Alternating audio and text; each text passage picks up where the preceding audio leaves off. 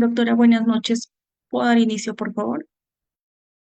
Buenas noches, sí, adelante. Ok, voy a iniciar. Muy buenas noches, estimados participantes. Les saluda Diana, asesora académica del Centro de Capacitación Galeno SIP. Bienvenidos al bienvenidos al Diplomado de Alta Especialización en Medicina Fetal, curso Cirugía Fetal.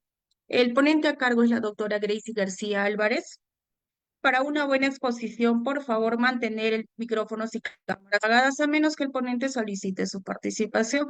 Cualquier duda o consulta que tengan lo responderá al final de la presentación.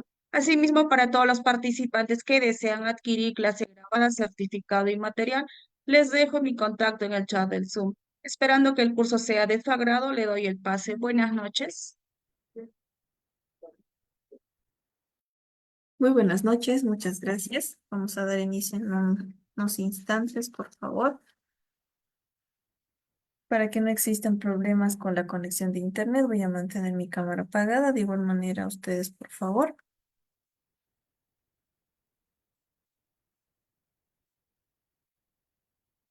Bien, damos inicio a la ponencia con el tema de cirugía fetal. Bien, los subtemas que vamos a abordar a lo largo de la ponencia son los siguientes. Equipos y tecnologías utilizados en cirugía fetal, planificación quirúrgica y preparación del equipo multidisciplinario, cirugía de malformaciones del tracto urinario, como ser la obstrucción uretral y quistes renales, estrategias de monitoreo y seguimiento prenatal después de la cirugía y una discusión sobre los resultados a largo plazo y planificación familiar futura. Bien, primero entonces revisamos los equipos y las tecnologías utilizados en cirugía fetal. Para esto iniciamos primero con algunas características que nos indican de la cirugía fetal abierta.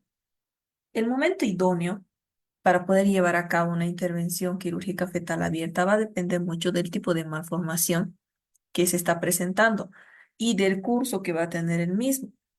Por lo general, el diagnóstico inicial preciso y la fragilidad del tejido fetal van a ser las limitantes antes de la semana 18 de gestación y esto nos va a alertar, ¿no? Por otro lado, también pasadas ya las 30 semanas, la manipulación uterina se va a asociar a un elevado riesgo de ruptura prematura de membranas y de un parto pretérmino. Por lo cual, después de estas 30 semanas, lo más razonable sería ya inducir a un parto y tratar al niño mediante la técnica postnatal habitual, ¿no? Para la técnica de cirugía fetal abierta, se va a realizar una incisión cutánea que sea de tipo abdominal, transversa y baja. La posición del feto y de la placenta se van a observar intraoperatoriamente haciendo uso de la ecografía y además esto va a depender de la localización. Se realiza una histerotomía de tipo anterior o posterior, ¿no?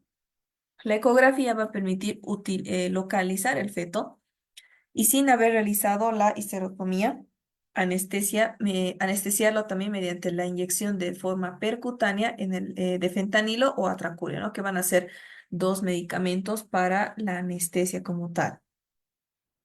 Bien. En cuanto a la cirugía fetal de acceso mínimo, las técnicas endoscópicas o fetendo, que se lo denomina. Aunque las técnicas de fetoscopía no son como tan nuevas, es decir, ya se han ido desarrollando ya aproximadamente unos 8 años, hay muchos videos y mucha información acerca de aproximadamente ese tiempo. Las modificaciones recientes de las técnicas endoscópicas postnatales y del desarrollo de un nuevo instrumental van a hacer posible que las intervenciones quirúrgicas de mínimo acceso sean posibles en el feto. Y esto va a ser importante porque el que nosotros podamos abordar al feto con una cirugía mínimamente invasiva tiene múltiples resultados, ¿no? Bien, perdón. La estrategia del fetendo nos va a permitir conservar la hemostasia fetal. Además, protege el medio fisiológico a nivel intrauterino y evita la morbimortalidad que va a estar asociada a la incisión como tal que se va a dar, ¿no? La madre se va a colocar en decúbito supino y se van a localizar las técnicas de anestesia, terapia tocolítica y monitorización que van a ser semejantes a las descritas con anterioridad. Mediante la ecografía preoperatoria e intraoperatoria se va a localizar la posición de la placenta y del feto y esto nos va a orientar, ¿no? Para que nosotros veamos la disposición del trocar, que generalmente se va a usar unos 3 milímetros. Para conseguir también la máxima viabilidad va a ser imprescindible una irrigación continua con Riger lactato, con Riger caliente mediante una bomba o gravedad que va a cambiar el líquido intrauterino de forma constante. De esta manera se va a conseguir también un campo que va a estar lavado, es decir, que va a ser más séptico, más aséptico, perdón, y bueno, esta maniobra es especialmente importante, sobre todo en las gestaciones que van a ya estar avanzadas.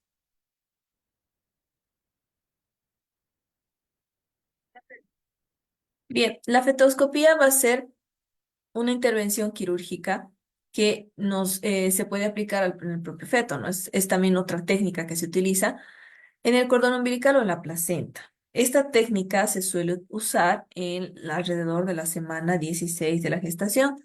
Es un procedimiento que va a consistir en realizar una pequeña incisión en el abdomen, como lo vemos en el abdomen de la madre, obviamente, para poder introducir un fetoscopio, un endoscopio. Se lo denomina fetoscopía porque recordemos que feto va a venir obviamente del feto y la oscopía está relacionado con el observar, entonces queremos observar al feto. Se trata de una posible solución para hacer una biopsia, una oclusión de los vasos sanguíneos o de la espina bífida. En el caso de las cirugías fetales que son de tipo cerradas, estos van a ser procedimientos realizados mediante una inserción de agujas, catéteres o trócares que van a estar puestos a través de la pared uterina, donde no va a existir la necesidad de histerotomía, aunque para algunos casos también se pone primero el útero utilizando una mini laparotomía.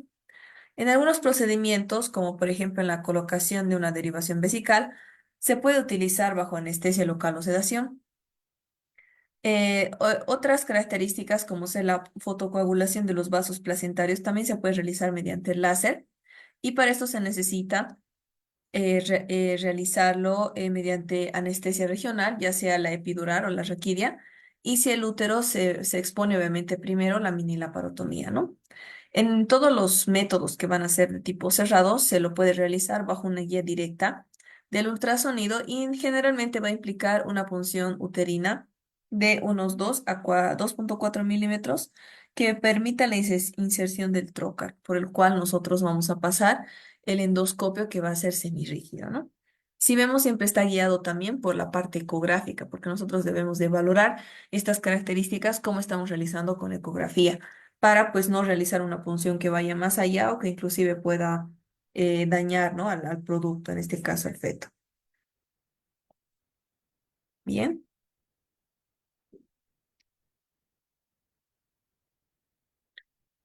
En cuanto a los equipos de cirugía fetal, también mencionamos algo novedoso que nos indicaba en la parte de España, que es lo siguiente, un GPS que permite llegar al punto de operar de forma rápida y segura. ¿Qué nos menciona esto? Vamos a ver. Cada embarazada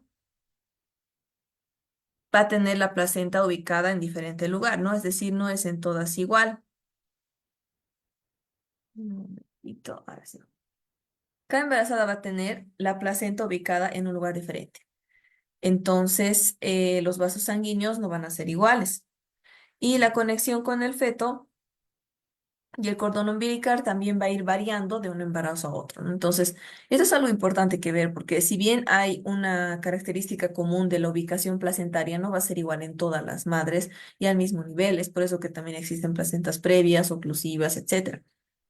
Entonces, por otra parte, el feto también se puede encontrar en posiciones diferentes en cada caso, ¿no? Inicialmente, cuando es pequeñito, pues va a tener mayor libertad de estar tal vez transverso, oblicuo, y obviamente a medida que avance el embarazo ya se va a ir posicionando en algunas de las posiciones que es más comunes, ¿no? El feto va a estar rodeado de membranas que son delicadas, que se pueden perforar una vez para no perder el embarazo, y eso es muy importante. Por eso, cuando un feto va a presentar una patología que va a poner en peligro la vida, debe ser intervenido de forma urgente en el vientre de la madre. De esta manera, el cirujano fetal se tiene que enfrentar a un reto, que va a ser el de poder realizar este procedimiento y debe decidir de manera muy precisa por dónde va a ingresar al útero y una vez dentro, de qué manera se va a mover con seguridad dentro de él, porque recordemos que está introduciendo bueno, está introduciendo un catéter, está introduciendo un trocar mediante el cual va a visualizar. Entonces, estas estructuras podrían dañar también al producto y pues el cirujano debe estar capacitado y debe ser guiado por la ecografía para poder entrar de forma segura y moverse, ¿no?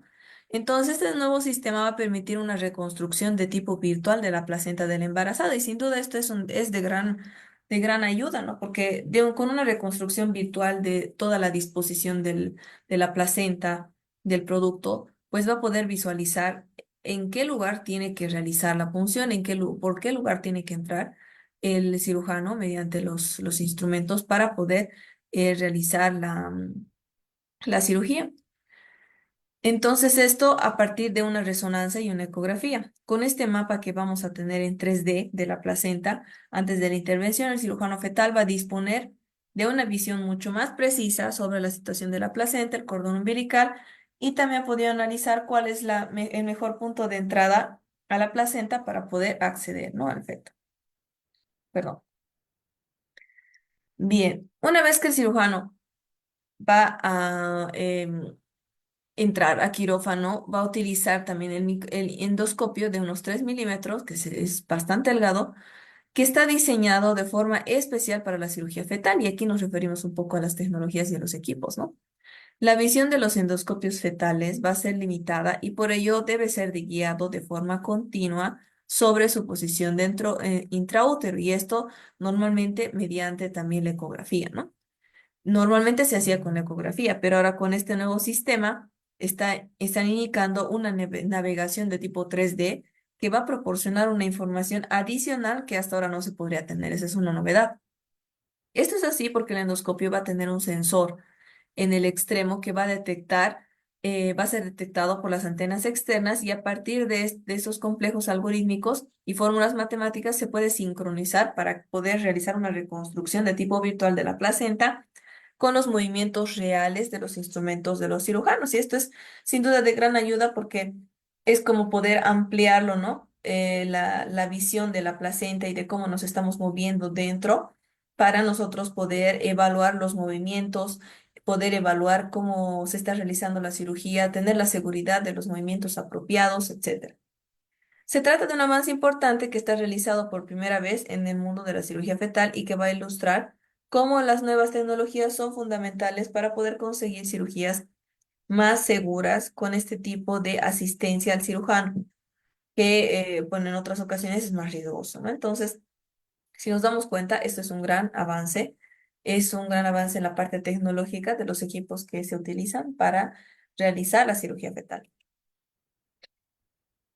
Para el síndrome de transfusión fetofetal, el nuevo navegador, que es lo que estamos hablando, va a ser especialmente útil en este tipo de intervenciones de cirugía fetal que son extremadamente complejas, porque lo que van a hacer va a ser corregir el síndrome de transfusión fetofetal que se va a producir aproximadamente en un 10 a 15% de los embarazos de gemelos monocoriales que van a compartir la placenta. Eso significa monocorial. En este caso, uno de los fetos va a pasar la sangre a otro de forma constante. O sea, un feto le está mandando la sangre al otro. Por lo tanto, el otro no sabe qué hacer con tanta sangre y esto puede provocar la muerte de los gemelos. Mediante la cirugía fetal se trata de conseguir revertir esta situación y lograr la supervivencia de por lo menos uno de los dos fetos en más de en más de 90% de los casos. Además, el nuevo GPS quirúrgico va a ayudar al cirujano a guiarse en el quirófano y también a poder identificar el mejor punto de entrada, la situación exacta del inicio de los cordones umbilicales y los vasos sanguíneos que van a estar presentes en la placenta para que pues se pueda maniobrar la cirugía y completarla con mayor facilidad y probabilidades de éxito. Esto nos indica uno de los investigadores a cargo de estas nuevas tecnologías Y bueno, acá nos indica, por ejemplo, que en 2019 se han llevado unas 20 cirugías fetales ya con este nuevo sistema. Entonces, algo novedoso que se está implementando en más lugares cada vez y que tienen resultados con estas innovadoras tecnologías que pues se están aceptando por distintas revistas científicas internacionales de bioenergía. Aquí tenemos una conjunción, ¿no? Tanto con las tecnologías, con la parte médica. La innovación clínica también se están presentando en los Congresos Mundiales de Medicina Fetal de junio de ese año, que ya sería en 2020 aproximadamente, y en la primera serie ya se está preparando para la publicación, ¿no? Entonces, si nos damos cuenta, del 2020 al 2024 son apenas 4 años, son algunas de las tecnologías más novedosas que se está utilizando y que ya va a ser motivo de publicaciones para ver los resultados y ver un poco, ¿no? Acerca de la eficacia y la eficiencia de estas nuevas tecnologías. Aquí vemos un poco, ¿sí?, acerca de estos equipos de cirugía fetal mediante un pequeño video. Por primera vez en México se realizaron 3 cirugías fetales para corregir el defecto conocido como mielomeningocele o espina bífida, principal causa de discapacidad en el país. El equipo de especialistas que operó a 3 bebés entre las 25 y 26 semanas de gestación está encabezado por médicos del Instituto de Neurobiología de la UNAM, Campus Juriquilla, Querétaro. En esta intervención participan muchos médicos. Todos ellos están diseñados, están preparados para tratar de tener, en primero, una posición perfecta del bebé en vida fetal. El feto tiene que estar en una posición boca abajo para poderle operar la columna. Una vez que colocamos a todas las vías maternas, se empieza a elegir, acomodar al bebé y elegir un sitio para hacer una intervención que es una especie de cesárea, donde se hace la incisión de la piel de la madre y del abdomen y se extrae el útero de la madre para poder tener exteriorizado su útero con el bebé en su interior. No es ninguna intervención paliativa, es una intervención correctiva del problema de la espina bífida. El bebé se mantiene interno en el interior del útero, se cierra, se rellena la bolsa de líquido amniótico y se regresa el útero al interior del abdomen de la madre. Las intervenciones quirúrgicas, que en el sector privado alcanzan un costo aproximado de $500,000, se realizaron de manera gratuita en el Hospital de Especialidades del Niño y la Mujer en Querétaro. Para TV UNAM, Nadia Rodríguez.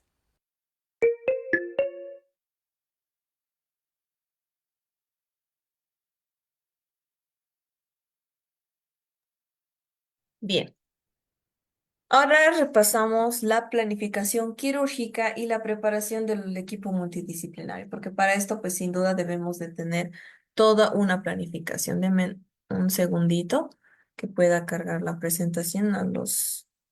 Las imágenes normalmente no vuelven a cargar rápidamente cuando se pone en suspensión el equipo.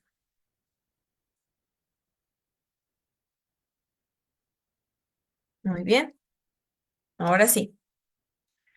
Bien, ¿qué controles se debe hacer en caso de la cirugía fetal? Pues primeramente hay el ingreso hospitalario de la gestante, ¿no? Que al principio va a durar entre 1 a 2 días. Después se debe de pedir controles semanales y la visita ecográfica. Aquí ya estamos planificando de a poco cómo va a ser la cirugía. Debiendo también mantener hasta el final del embarazo un reposo relativo domiciliario con poca actividad física. Y eso hay que tomar en cuenta, es recomendaciones que se le debe dar a la paciente. Y especialmente las primeras 3 a 4 semanas tras la intervención. Normalmente el parto se puede realizar durante la semana 34 a 36 de gestación. Durante el embarazo también las madres deben de recibir el apoyo de las enfermeras especializadas en medicina fetal, no solo a nivel técnico, sino también emocional durante todo el proceso. Y es que es algo muy importante valorar un poco la parte emocional de una cirugía fetal que puede realizarse, ¿no? Porque antes de que nazca ya estamos operándolo al bebé, al producto, entonces sin duda tiene un impacto emocional en la madre, ¿no? Además, también es necesario ponerse en contacto con otras familias que han pasado la misma vivencia, esto para tener un poco de más apoyo, ¿no? Apoyo moral, apoyo de la familia, apoyo también de otras situaciones donde han padecido similares. Entonces, esta experiencia va a ser muy positiva y va a ayudar a humanizar y comprender el problema de forma mucho más intuitiva sin que las dificultades que ocasionen tengan que ser recibir solo la información técnica, ¿no? Esto porque los médicos sabemos que hablamos en un idioma que normalmente no van a entender, no entendería cualquier persona, pero sin embargo, cuando una persona que ya ha pasado por eso, en este caso una madre, se lo va a explicar a otra madre que va a pasar un procedimiento similar en sus palabras, lo va a entender de mejor manera y esto va a ser un gran apoyo. El mielomeningocele, primero vamos a ver un pequeño resumen de qué es, cómo se da y cómo se da la planificación de esto. Para el mielomeningocele, por ejemplo, el defecto del tubo neural van a ser un grupo importante de anomalías congénitas graves que se van a asociar a alta morbimortalidad a nivel perinatal, así también como grados considerables de discapacidad a largo plazo. Dentro de este grupo tenemos, por ejemplo, la espina bífida, siendo el mielomeningocele su forma más grave, y que va a estar caracterizado por la protrusión de la médula espinal y de las menillas. Esto a través de un defecto de la columna vertebral y un espectro de manifestaciones clínicas que van a incluir tanto la hidrocefalia, herniación del cerebro posterior, déficit neurológico ya sea sensorial o motor, etc. Cuando estos tejidos neuronales se van a exponer al líquido amniótico y el trauma uterino en curso va a causar un daño, ¿no? Porque esto normalmente debería estar de forma interna, entonces va a conducir un daño secundario a lo largo de la gestación.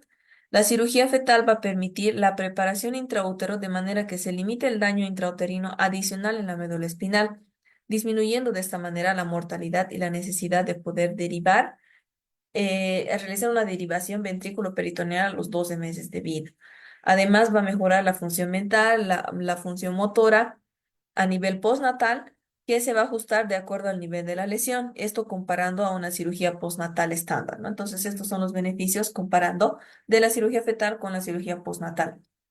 La cirugía fetal por la fetoscopía va a ser el procedimiento de elección que vamos a tomar en este caso y que se ha demostrado que va a ser menos invasiva tanto para el feto como para la madre porque van a tener menos complicaciones y mejores resultados. Ahora, tenemos criterios de inclusión y de exclusión para realizar esto en el mielomeningocele. Por ejemplo, criterios de inclusión sería la mujer embarazada igual o mayor a 18 años o menor que cumpla los criterios establecidos según las normas jurídicas, de acuerdo a la legislación, ¿no? Edad gestacional hasta 29 semanas y 3 días de la gestación. Esto por la edad gestacional ecográfica al momento de realizar la técnica.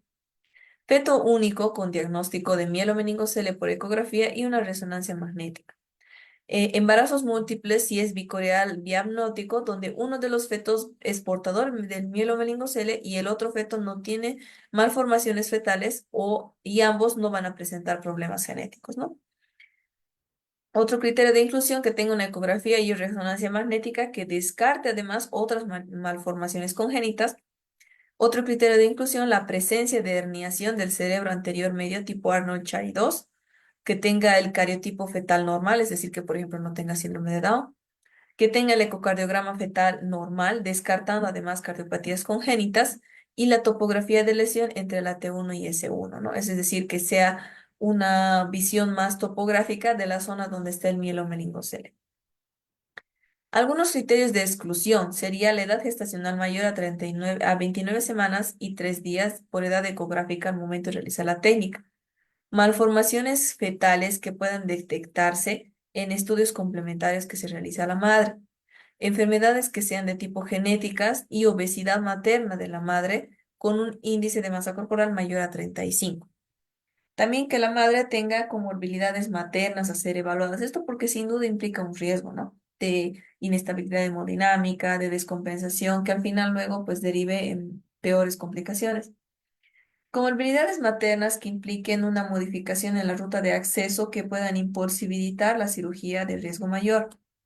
Esto teniendo en cuenta un poco la anatomía, ¿no? También hipertensión materna no controlada, cardiopatías congénitas del embarazo, insuficiencia renal, hipertensión pulmonar severa, HIV que no se ha tratado, hepatitis B o C también, que no tengan tratamientos activos o coagulopatía materna. También otro criterio de exclusión, las cirugías uterinas previas que contraindiquen como tal la fetoscopía, ¿no?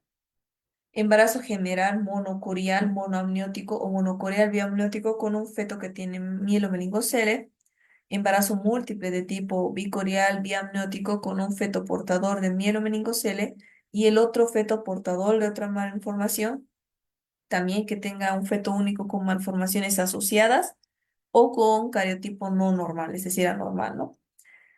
Y por último, que tengan otras topografías de la última lesión que deben ser además consignadas y planificadas de manera individual, ¿no? Esto ya de forma más individualizada. El síndrome de feto transfusor-transfusor, que ya lo estábamos adelantando un poco, va a consistir en la distribución de sangre que va a ser desbalanceada y esto va a ocurrir entre los dos gemelos, ¿no? Esto a través de anastomosis que van a ser vasculares y que van a tener una placenta compartida, donde cual se va a presentar en aproximadamente 15% de los embarazos monocoriales. Cuando el desbalance va a ser externo, se va a producir una hipervolemia y polidramnios en uno de los fetos y una hipovolemia y oligohidramnios del otro. Si nos damos cuenta, es eso, ¿no? Aquí tenemos el polidramnios, aquí el oligoamnios, porque a uno nomás le está llegando toda la sangre de la madre. Presenta una elevada mortalidad si no va a ser tratada y de los fetos que van a sobrevivir, un grupo va a presentar secuelas neurológicas. Por lo cual el tratamiento de elección va a ser la coagulación mediante láser de las anastomosis vasculares placentarias que van a existir entre los dos fetos, es decir, la comunicación que está habiendo entre ambos. Esto mediante la fetoscopía, que va a ser una técnica mínimamente invasiva, lo cual va a hacer que se convierta esa placenta como si fueran dos placentas totalmente independientes y de esta manera vamos a revertir la anormalidad del proceso hemodinámico. Este procedimiento va a aumentar la supervivencia global y va a disminuir las complicaciones neurológicas que van a darse a largo plazo.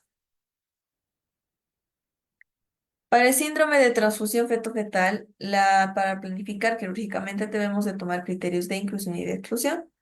Criterios de inclusión van a ser un embarazo gemelar monocorial, obviamente, restricción del crecimiento intrauterino en uno de los fetos con características ecográficas, menor o igual a 24 semanas de edad gestacional ecográfica al momento de realizar la técnica y un cariotipo fetal normal. De exclusión van a ser el embarazo general bicorial, porque tienen separados, alteraciones del cariotipo, embarazo mayor a 24 semanas y amenaza de parto prematuro, teniendo en cuenta que el cuello uterino sea menor o igual a 25 milímetros medido por la ecografía transvaginal. Ahora, en la secuencia de perfusión arterial inversa gemelar, ¿qué significa esto? Va a ser una condición que va a representar un 1% en los gemelos monocoriales, en la cual va a existir un gemelo que tiene malformaciones gemelas, que va a ser el gemelo TRAP, lo que hace que sea incompatible con la vida. El cordón umbilical de ese gemelo TRAP no va a recibir sangre de la placenta, sino que lo hace directamente su gemelo mediante una comunicación arterio-arterial, que va a ser única de gran calibre establecida por el cordón umbilical del gemelo sano.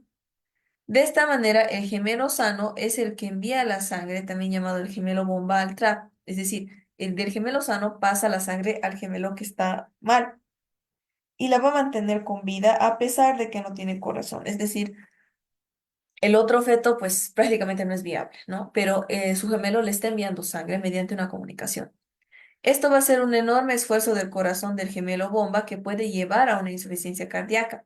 Si es que no se trata, el gemelo bomba va a morir, es decir, el gemelo que está bien, en más del 50% de los casos. Entonces, este riesgo va a aumentar de forma proporcional con el tamaño del gemelo TRAP, ¿no? El gemelo TRAP va a recibir la sangre poco oxigenada de forma simétrica y aproximadamente en la mitad inferior de su cuerpo, lo que puede dar lugar a anomalías severas de desarrollo, ocasionando a menudo que tenga una ausencia del órgano del hemicuerpo superior, es decir, el corazón, el tronco, la cabeza o las extremidades superiores. Los principales objetivos en el manejo de esta secuencia del TRAP van a ser poder preservar la supervivencia del gemelo bomba y poder alcanzar el plazo para el parto, es decir, que llegue a término. Esto mediante la interrupción del flujo sanguíneo al gemelo acárdico, que nunca va a poder sobrevivir porque tiene malformaciones severas prácticamente, ¿no? Y aquí vemos un poco eso. Criterios de inclusión y de exclusión del TRAP. De inclusión van a ser el corazón fetal rudimentario o acardia fetal en uno de los gemelos, es decir, que no tenga corazón. Embarazo monocorial y circulación colateral en la ecodoppler. donde el feto con el corazón normal, arterial, al feto arcádico, ¿no? Es decir, el corazón del feto, bueno, sería de este, está normal y está enviando sangre hacia el feto que no tiene corazón. Esto con un reintegro del flujo veno-venoso en dirección opuesta. Una ecocardiografía fetal que demuestre la viabilidad de uno de los embriones, que sería en este caso este, y el cariotipo fetal normal del mismo, además que no tenga malformaciones el feto sano. Criterios de exclusión van a ser la edad del, del feto que sea mayor a las 26 semanas, que sea un embarazo de tipo bicorial y malformaciones fetales o congénitas del feto sano, porque prácticamente si viene con malformaciones, tanto el feto sano también es muy difícil que se lleve a término, ¿no? Y de eso se trata. Aquí está el gemelo que es acárdico y aquí tenemos al gemelo bueno. Entonces, este gemelo está bombeando la sangre para que le llegue a este gemelo que está malo, que tiene malformaciones severas que no son compatibles con la vida. Entonces, lo que pasa es que se tiene que cortar, a tener una ablación de radiofrecuencia para que ya no le llegue sangre y pues el esfuerzo, el corazón de este bebé, de este gemelo bueno, no se sobreesfuerce más desarrollando una insuficiencia cardíaca, porque está llevando sangre no solo a su cuerpo, sino también a otro, ¿no? Y bueno, aquí vemos un poco más plasmado en un video acerca de esta planificación quirúrgica que tiene que haber. Ok, bueno, acabamos en estos momentos de realizar la primera cirugía in útero, o sea, cirugía fetal de corrección de un dirrafismo espinal abierto, en concurso y con apoyo irrestricto de la Universidad del Valle y todas sus directivas, el Hospital Universitario del Valle y todas sus directivas, una logística increíble, apoyo multidisciplinario total en cabeza de los perinatólogos ginecólogos. La cirugía es una patología que tiene el feto sobre la columna vertebral, se llama defecto del tubo neural. Ese defecto se produce desde el momento en que se forma el bebé, no se cierra la parte posterior de la columna vertebral y esto trae como consecuencia en el feto la exposición del tejido cerebral a la parte externa, con lo cual se puede deteriorar con el tiempo.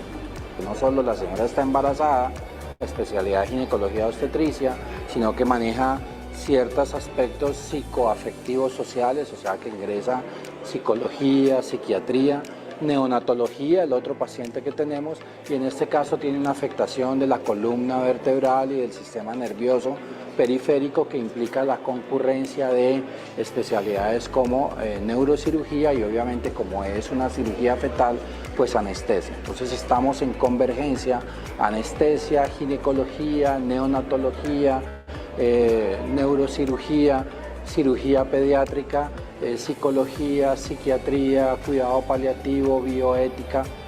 Todos nosotros nos hemos puesto de acuerdo para, en beneficio del paciente, armar, digamos, la estrategia de seguimiento y adecuación de esta cirugía para justo disminuir las secuelas de la enfermedad que el paciente tiene. Y de una vez hacer la cirugía, no se necesita hacer posteriormente al nacimiento. Este tipo de cirugías, claramente la única forma de conseguirlas es que haya una integración desde el punto de vista administrativo y multidisciplinario de una manera tan expedita y precisa que los resultados sean eficientes. En este caso en particular, la intervención que hace en neurocirugía pediátrica es específicamente hacer la corrección del defecto espinal abierto que trae el feto para poder reducir no solamente el riesgo de las manifestaciones neurológicas que pueda tener en el momento de que sea neonato, sino disminuir el riesgo de enfermedades sistémicas que pueden afectar la cabecita. Tuvimos, después de que ginecología perinatología nos expuso el niño y fue anestesiado localmente, tuvimos 60 minutos para hacer el cierre eficiente y efectivo y feliz del mielomeningocele. Desde el 2011, a lo largo de todo el planeta, este tipo de procedimiento no es considerado experimental y al contrario se exige que por seguridad de los pacientes se practique. Está con suficiente nivel de evidencia ya escrito que la corrección de estos defectos del tubo neural fetal, o sea, in útero, antes de que el niño nazca, proveen unos resultados y unos beneficios enormes. el déficit neurológico claramente se impacta y se reduce, los efectos que pueda tener en el compromiso o el daño en los esfínteres, tanto urinario como el anal, se reduce, y lo más importante es que estos pacienticos se van a escolarizar muy rápido y que las complicaciones que puedan tener en su sensorio, o sea, las manifestaciones del sistema nervioso central o neurológicas locales por su movilización, sean reducidas a su mínima expresión. Un agradecimiento muy especial a la Universidad del Valle y todas sus directivas, al Hospital Universitario del Valle y todas sus directivas, particularmente en neurocirugía a los jefes de sección, el doctor Óscar Escobar Vidarte y el doctor Javier Orozco, porque han tenido un irrestricto apoyo incondicional en que este sueño se haga realidad.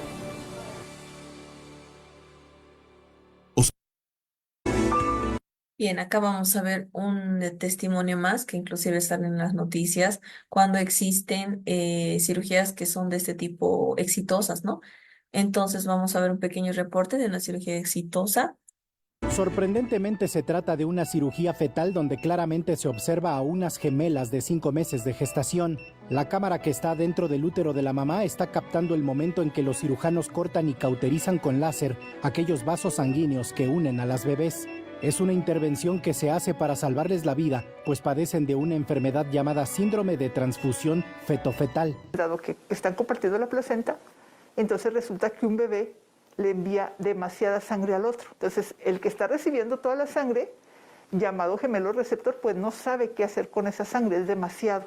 Entonces empieza a desarrollar datos de insuficiencia cardíaca. En México cada año se registran 32,000 embarazos gemelares. De ellos casi 1,800 presentan este desequilibrio sanguíneo. Si no se corrige con cirugía, la probabilidad de que sobrevivan los bebés es prácticamente nula. El láser lo que hace es quemar estos vasos que son chiquititos, entonces lo que hace es quema para que ya no permita la comunicación de un bebé con el otro. Natalie tiene 32 años y su embarazo gemelar presentaba este problema. Y en mi primer ultrasonido me dicen, su bebé se está quedando sin líquido porque le está pasando a su otra bebé todo. Un equipo del Instituto Nacional de Perinatología en la Ciudad de México, junto con un reconocido especialista del Instituto Fetal de Miami, le practicaron la cirugía a sus gemelas. Realmente la cirugía fue completamente exitosa. Actualmente las dos bebés tienen líquido, tienen vejiga presente. Esperemos nosotros obviamente que continúen en ese camino.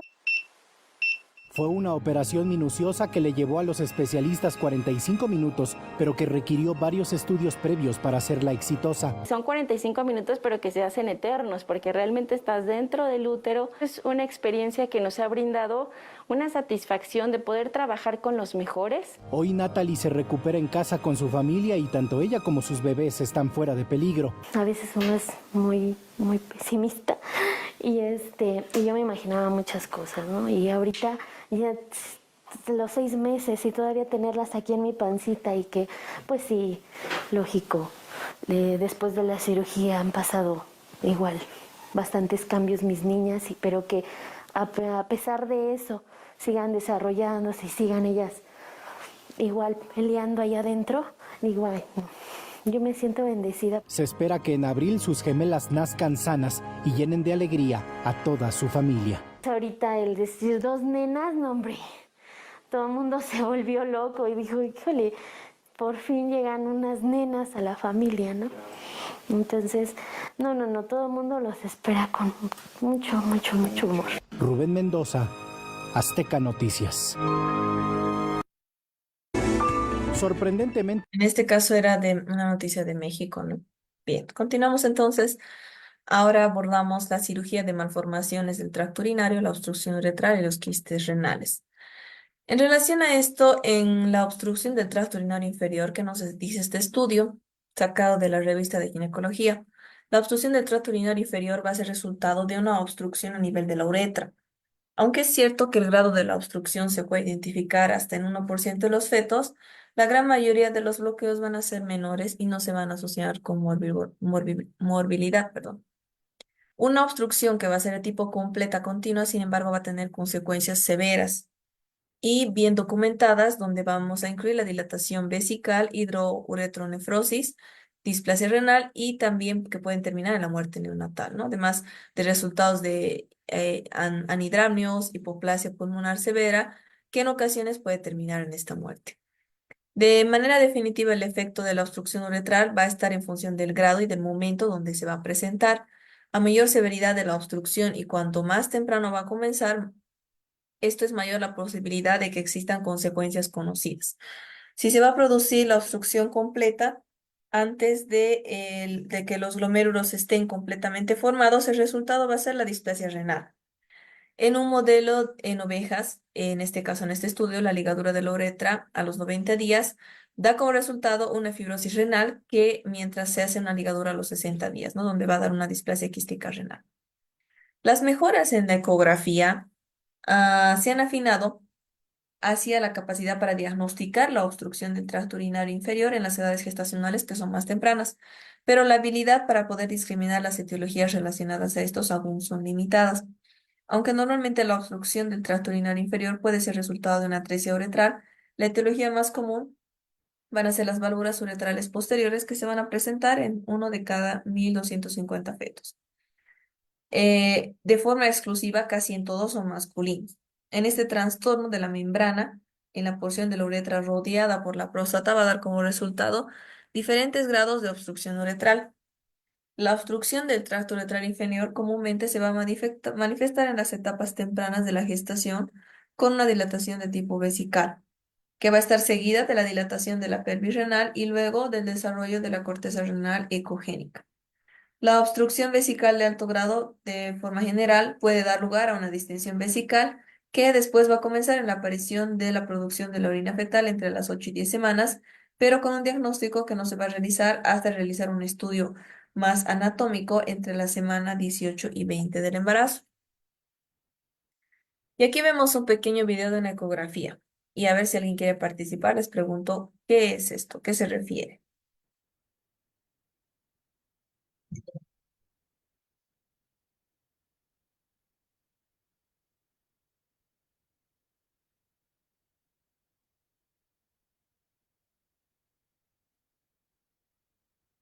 Bueno, esto se trata, va a ser una edad gestacional de 32 semanas, el riñón contralateral va a ser normal, con una vejiga normal, pero el líquido amniótico anormal, donde es un feto masculino. Y vemos cómo es la dilatación de la pelvis, ¿no? Va a tener una dilatación de casi un grado 4.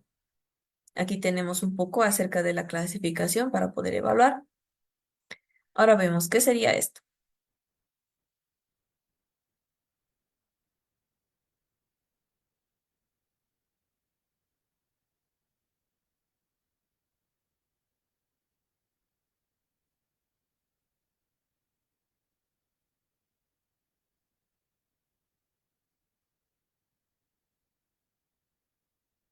Pues esto va a corresponder a un ultrasonido, es decir, una ecografía estructural de un bebé de 23 semanas que tiene un quiste renal derecho, ¿no? Entonces, esto para ir evaluando un poco la parte ecográfica de cómo nosotros vamos a ir diferenciando algunas anomalías y malformaciones, en este caso a nivel urinario.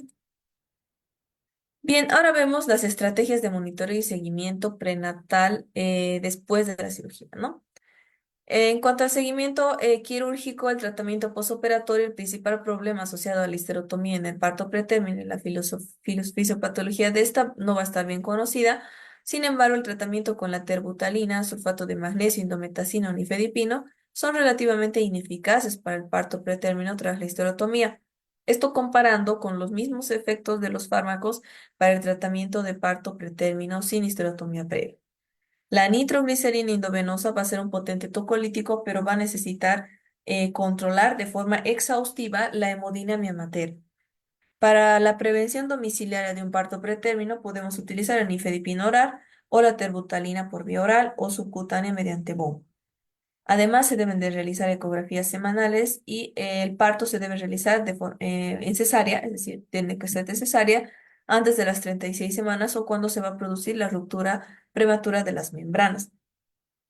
La estancia como tal en el hospital puede durar entre 2 a 7 días dependiendo del procedimiento que se ha realizado, ¿no? Y las complicaciones y la hemodinamia de la paciente. Entonces, en el posoperatorio, primero reposo absoluto en la cama durante las primeras 72 horas, post cirugía y post tratamiento relativo, tiene que haber una deambulación controlada, la ducha diaria normal, el periodo de hospitalización por lo menos 7 días, En cuanto al régimen, debe ser hídrico y líquido hasta que se inicie la motilidad intestinal, momento en el cual vamos a cambiar a un régimen liviano, ¿no? Una dieta blanda que se lo denomina. En cuanto a analgesia, se va a mantener una terapia de 72 horas postquirúrgica con anestesia epidural, que va a continuar luego con anestesia local y opiáceos y se va a complementar de vía endovenosa con paracetamol. Antiinflamatorio se utiliza corticoides endovenosos cada 12 horas y durante 48 horas. Acá pueden asociarse también el ketorolaco en caso de que sea necesario. Como anticoagulante, tenemos la prevención de los trombosis superficial y profunda con la heparina de bajo peso molecular subcutánea durante 7 días postquirúrgico, además de vendas neumáticas en las extremidades inferiores hasta que pueda iniciar la deambulación, ¿no? Esto para prevenir esta trombosis. Antibióticos se deben utilizar de amplio espectro, como la cefalosporina endovenosa durante 7 días postquirúrgico y vía oral durante el resto de la gestación. En cuanto a los ejercicios respiratorios y de soporte kinésico para poder prevenir las atelectasias y la infección pulmonar. En cuanto a la tocólisis, debe existir una prevención del parto prematuro con la utilización endovenosa de inhibidores de la contractilidad uterina y posteriormente una terapia oral durante toda la gestación. En cuanto a la vigilancia fetal, solo con la auscultación de los latidos fetales no va a ser invasiva. Esto se realiza durante los primeros 7 días para no alterar un poco la tranquilidad fetal que tenga, ¿no? Y además estimular mucho la actividad uterina. En cuanto a la anemia, si la paciente presenta anemia, se debe corregir con el hierro endovenoso en caso de que sea necesario. Y por último, tocamos el tema de la discusión sobre los resultados a largo plazo y la planificación familiar futura. Para esto nos vamos a enfocar únicamente en la parte de la planificación, porque dependiendo a qué se ha realizado, se debe de prescribir los métodos anticonceptivos postparto. En las madres lactantes, antes del egreso hospitalario, se puede realizar la inserción del DIU, transcesárea, procesárea, intraparto, oclusión tubárica bilateral, si es que ya tiene la paridad satisfecha, por ejemplo. Después del egreso hospitalario, la mela, que sería obviamente la protección con la lactancia materna en los 6 meses, espermicidas, el condón femenino, los anticonceptivos hormonales, que pueden ser combinados, orales o inyectables, y además se deben iniciar después del 6.º mes en caso de que la lactancia sea exclusiva, ¿no? Si no se está lactando, ya después de la 3.ª semana postparto se puede dar esto. En las madres para el posaborto, bueno, que en este caso no tanto corresponde, sin embargo, los métodos son similares, como ser la inserción de DIU, el tema de métodos solo con progestina, anticonceptivos hormonales, etc. En hombres también se puede realizar obviamente la planificación y se debe recomendar. En cualquier momento esto podría utilizarse, ¿no? El condón masculino y la vasectomía con el bisturí.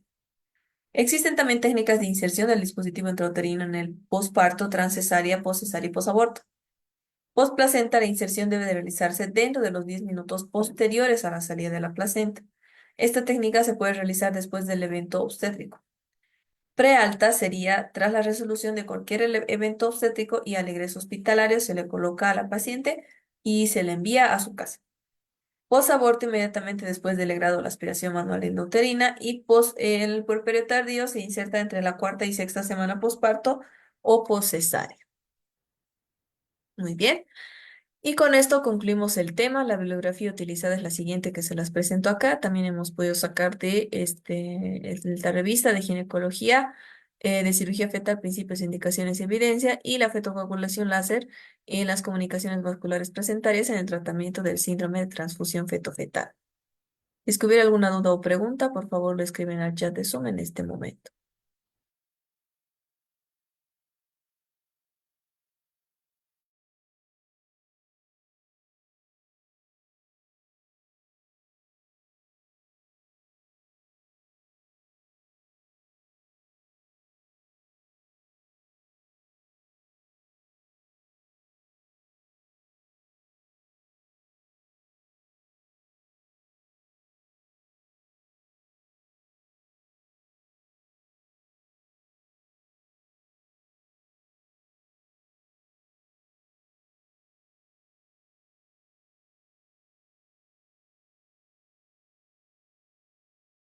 Bien, les agradezco mucho por su atención. Únicamente recordarles que pueden solicitar la clase grabada, los videos, el material de estudio y tanto la certificación de la clase de hoy, si así lo requieren, a la consultora mediante sus asesores, ¿no?